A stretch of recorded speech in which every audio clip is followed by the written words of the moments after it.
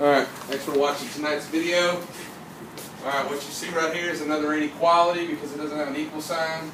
This one is an equation because it does have an equal sign, and this one out here is an inequality because it doesn't have an equal sign. Alright, so let's solve this. Remember, everything is about opposites.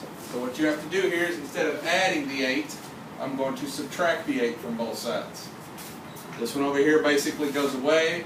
I'm left with 5n on this side is greater than 43. Excuse me, I got to answer that question. 43 minus 8, that's going to be 35. Alright, now I still got to solve for n, so what's happening to the n right now? It's being multiplied by the 5. So I've got to take it and do the opposite of that. The opposite of multiplying by 5 is dividing by 5. So I mark that out because it basically goes away. I'm left with n. If I do it to this side, I've got to do it to the other side. Divide by 5. N is greater than 7. Alright, moving on to the next one. Equals. Now what you see is something a little bit different. We haven't seen a problem like this yet, where the variable is on top of a number. But what's happening right there? What does a fraction bar mean? It means divide. So, on this particular part of the problem, I'm going to do the opposite of that. But for now, what do I got to do? That's right, I got to add 7. I add 7 to both sides. This one basically goes away. I'm left with y over 6. And that's going to be equal to 11. Because 7 plus 4 is 11. Alright, now once again, this is odd looking. We haven't done this before, but what's a fraction bar mean? It means divide.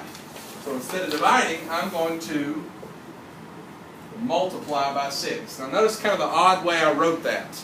The reason why I wrote it that way is because I want you to see that the 6 is being multiplied by this. Okay, it's kind of a weird way of doing it, but that's the way we need to make sure we write it out. So this one goes away. I'm left with y by itself. If I multiply by 6 over here, I got to multiply by 6 over here. 11 times 6 is, of course, 66. So y is equal to 66. Alright, so what I got to do on this last one, kind of hard to see there because of the glare. So let's... Chad, hit the lights for me. Oh, both of them. Turn both of them on. Alright, so the glare goes away. You can see that a little bit better now. But if you can't see it really well, that's a negative 4p plus 19 is less than, and you got the little bar underneath that. That means that it's less than or equal to. And then you have the 11 there. Now, what's the difference between solving an equation or solving an inequality? There is no difference between those two. Doesn't matter whether it's an equation or an inequality. It's all about doing the opposite.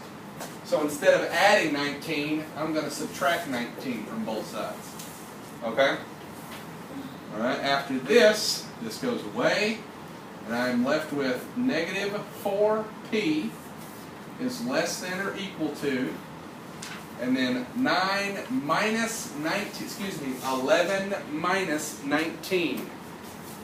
Now if you remember, when you are subtracting, and I have one that is, when I have a negative integer there, the way I'm going to write that out, I'm just going to write this down here at the bottom here, 11 minus 19.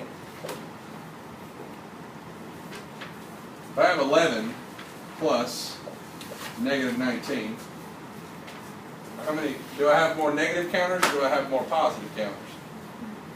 I mean, even if I have it like this, what's there more of, the positive 11 or the 19? The 19 is more, so it seems like you can't subtract that. But because we're in 7th grade, we know that that's completely fine. Okay, because I'm going to do the, instead of subtracting the positive, I'm going to add the negative.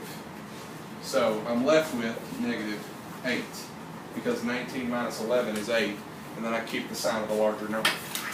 So this is negative 8. Alright, let me go get my eraser and erase that bottom part there.